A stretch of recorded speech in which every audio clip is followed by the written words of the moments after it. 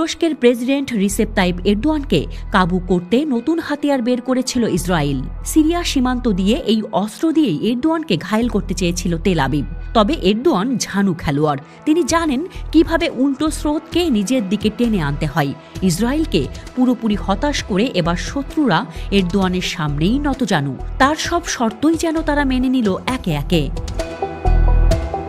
মাথার চালে দিনে দিনে যেন হারানো অটোমান সাম্রাজ্যের নতুন সম্রাট হয়ে উঠছেন এরদোয়ান। কৌশলে শত্রুকে নিজের ডেরায় ফেরাতে তার জুড়ি মেলা ভার। সিরিয়ায় বাশার আল আসাদ সরকারের পতনের পরই নতুন খেলা শুরু হয়।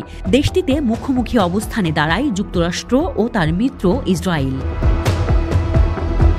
তুরস্কের উপর গাজা যুদ্ধ নিয়েই চটে আছে ইসরায়েল। ফিলিস্তিনের পক্ষ নিয়ে এরদোয়ান ইসরায়েলকে চপেটাঘাত করেছেন। তিনি ইসরায়েলের সাথে সব রকম বাণিজ্য সম্পর্ক বাতিল করেছেন। এমনকি প্রয়োজনে ইসরায়েলে সরাসরি হামলার ইঙ্গিতও দিয়েছেন। তাই এরদোয়ানের বিরুদ্ধে প্রতিশোধ নিতে মরিয়া ছিল ইসরায়েল। সিরিয়ায় আসাদের পতনের পর আসে সেই মোক্ষম সুযোগ। ইসরায়েলে তুরস্কের শত্রু হিসেবে পরিচিত কুর্দি যোদ্ধাদের এরদোয়ানের বিরুদ্ধে কাজে লাগাতে চায়। তবে এরদোয়ান পাশারদান পুরো উল্টে দিয়েছেন। এবার তার কাছে ধরাশায়ী হয়ে কুর্দিস্তান ওয়ার্কার্স পার্টি পিকেকে তুরস্ক সরকারের সঙ্গে অস্ত্রবিরতি ঘোষণা দিয়েছে।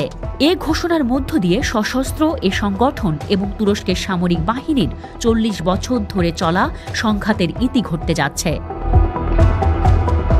পিকেকের কারাবন্দী নেতা আবদুল্লাহ ওজালান তার সংগঠনের সদস্যদের প্রতি অস্ত্র সমর্পণের আহ্বান জানিয়েছিলেন। সেই সাথে সংগঠনটিকে বিলুপ্ত করার ঘোষণাও দিতে বলেন তিনি। আর এসব করে তুরস্ক সরকারের সঙ্গে তাদের দীর্ঘদিনের সংঘাতের ইতি টানারও আহ্বান জানানো হয়। এরপরই তুরস্ক সরকারের সঙ্গে অস্ত্রবিরতির ঘোষণা দিল পিকেকে। পিকেকের নির্বাহী কমিটি বলেছে, শান্তি ও গণতান্ত্রিক সমাজ প্রতিষ্ঠার লক্ষ্যে আমাদের নেতা ওজালানের আহ্বান কার্যকরের উদ্দেশ্যে আমরা অস্ত্রবিরতির ঘোষণা দিচ্ছি। আজ থেকে এ অস্ত্রবিরতি কার্যকর হবে। আমরা তার আহ্বানের সঙ্গে একমত। আমরা অস্ত্রবিরতি মানব ও কার্যকর করব। যদি আমাদের ওপর হামলা না হয় তাহলে আমাদের যোদ্ধারা আর কোনো ধরনের সশস্ত্র তৎপরতা চালাবে না।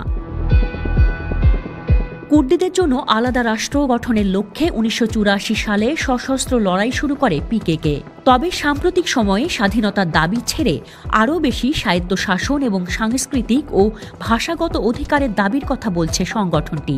১৯৯৯ সাল থেকে ইস্তাম্বুলের অদূরে একটি দ্বীপ এলাকার কারাগারে বন্দী আছেন পিকেকের প্রধান আবদুল্লাহ ওজালান। অনেক বিশ্লেষক বলছেন, এবার কাঁটা দিয়ে কাঁটা তোলার পথে হাঁটতে পারেন এরদোয়ান। এই কুর্দি যোদ্ধাদেরই কাজে লাগাতে পারেন ইসরায়েলের বিরুদ্ধে।